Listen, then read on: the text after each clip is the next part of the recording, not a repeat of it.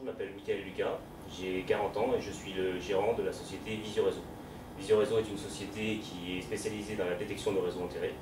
Ça veut dire qu'avec deux machines complémentaires, je suis en mesure de repérer des réseaux comme l'électricité, le télécom, canalisation d'eau, canalisation de gaz, les réseaux d'assainissement, etc. Tout type de réseau enterré. J'utilise deux machines qui sont complémentaires, qui sont un détecteur d'ondes électromagnétiques, qui est ici, qui est lui spécialisé dans les réseaux qui sont conducteurs, et après le radar qui permet de voir tous les réseaux, et donc les réseaux qui sont non conducteurs. Dans les perspectives de développement, je voudrais utiliser ce côté référencement de mon site, bon référencement de mon site, pour faire une partie, un site de e-commerce spécialisé dans la vente de machines de détection. Dans le cadre de lancement de mon activité et dans le cadre aussi de ces perspectives de développement, j'ai toujours été relativement proche de BGE, voire très proche de BGE, qui m'a soutenu à l'origine du projet et jusque maintenant en phase de consolidation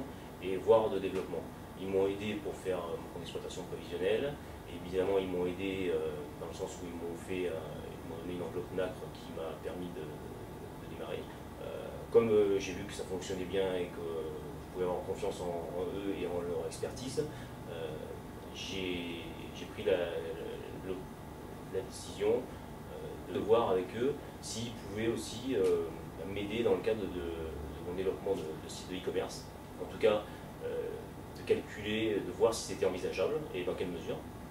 Donc ils m'ont aussi soutenu dans ce cadre-là. Si je peux donner un conseil supplémentaire à des créateurs, c'est que moi j'ai créé tout seul, sans véritable réseau à côté de moi, et que ça c'est quand même une situation qui est relativement complexe à tous les niveaux.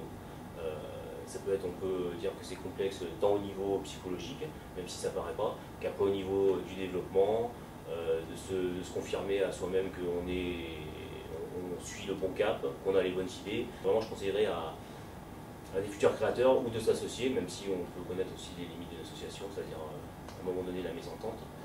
Ainsi créer quelque chose seul, au moins de savoir dans leur entourage proche par qui ils vont pouvoir être appuyés, conseillés, que ce soit sur les niveaux économiques, juridiques, etc.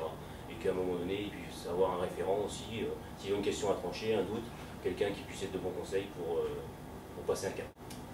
Par rapport au concours talent, c'est toujours intéressant de se confronter aux autres, donc parmi les meilleurs projets. Ça permet aussi de se rapproprier un peu son projet dans le sens où on se retrouve dans la situation post-création, où on fait le tour de tout ce qu'on a fait, tout ce qu'on a mis en œuvre, où on en est, de telle manière à pouvoir bien expliquer, et puis ça permet aussi de faire le point.